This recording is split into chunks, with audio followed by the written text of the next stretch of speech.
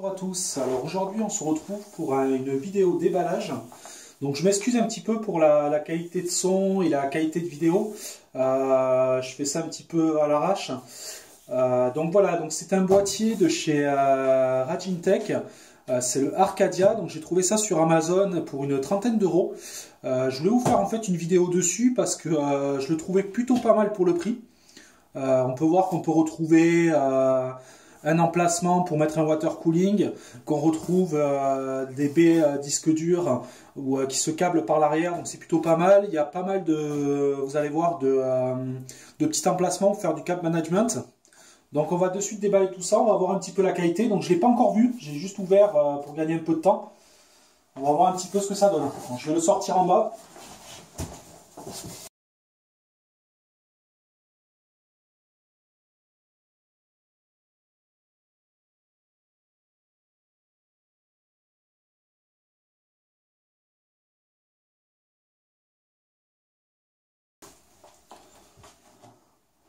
Donc voilà à quoi ressemble le boîtier. Donc c'est un boîtier pour micro ATX.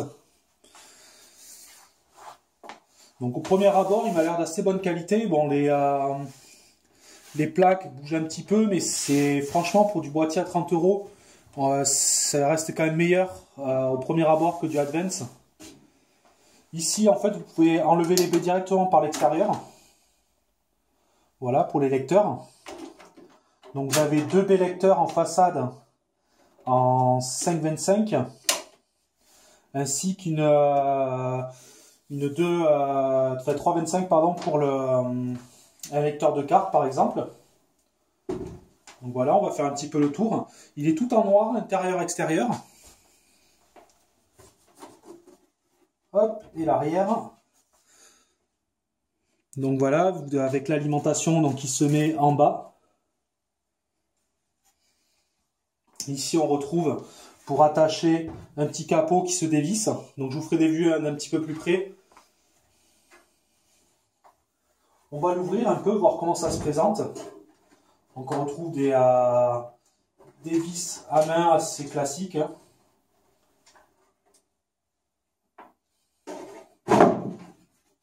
Hop. Donc, l'intérieur est tout en noir. On peut voir qu'il y a des filtres qui sont fournis. Donc ça, c'est plutôt pas mal. Donc il y a un filtre pour la partie ventilation du bas, de l'alimentation, et un filtre pour la partie du haut, donc du water cooling. Il dispose aussi, il est fourni avec des petits riselants aussi pour attacher les câbles. Ça, c'est plutôt pas mal.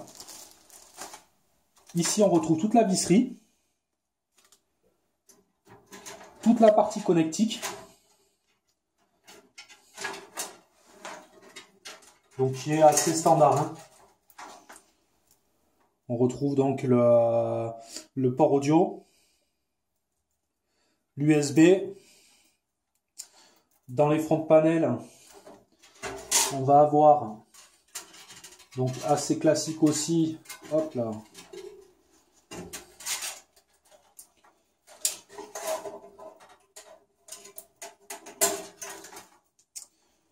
Donc ici nous avons le voyant pour le disque dur, ici le power LED, ainsi que le power et le reset.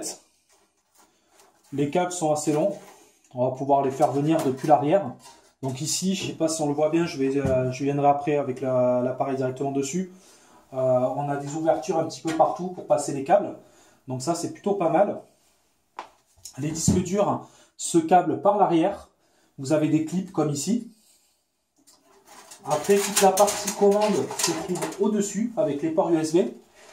Donc nous avons un power, le reset, la LED power, la LED disque dur, un port USB standard, les reports son, micro et casque, ainsi qu'un port USB 3. Donc ça, c'est plutôt pas mal aussi. D'un petit peu plus près.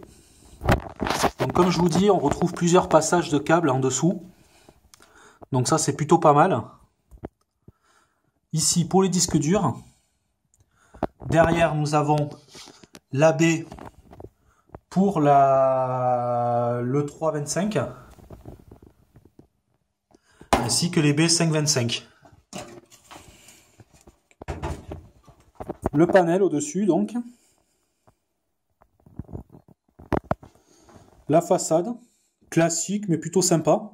Donc entièrement grillagé. Là on le voit pas mais il y a des filtres. Alors là c'est des mousses, par contre c'est pas des filtres comme cela. C'est des mousses qui sont sur toute la façade du boîtier à l'intérieur. On a un ventilateur. Donc au premier abord ça a l'air d'être un 12. Il me semble que c'est un 120, ouais. Donc ça c'est plutôt pas mal aussi.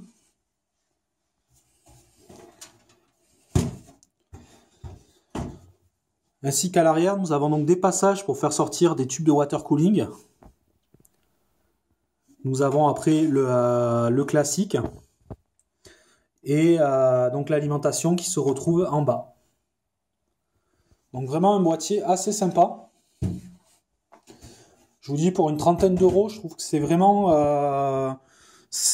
pas mal, hein. Il y a une bonne qualité, un design classique mais plutôt sympa.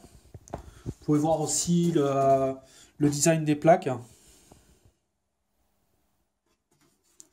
On a des plaques qui sont peintes extérieur, intérieur. Donc c'est voilà, vraiment pas mal pour le prix. Donc c'était la première fois que je le voyais, hein, je ne l'avais pas encore déballé. Et sincèrement, je m'attendais à beaucoup plus bas de gamme. Il faut savoir que voilà, si vous comparez par exemple avec du Advance, je trouve qu'on est quand même déjà sur une qualité au-dessus. Vous voyez, les ferrailles tiennent bien, c'est épais, c'est pas coupant. Tout est bien peint, c'est un revêtement un petit peu granulé, même à l'intérieur. Donc voilà, un bon petit boîtier, c'est pour ça, voilà, je voulais vous le présenter assez rapidement au déballage. Et voilà, et sur ce, je vous dis à une prochaine vidéo.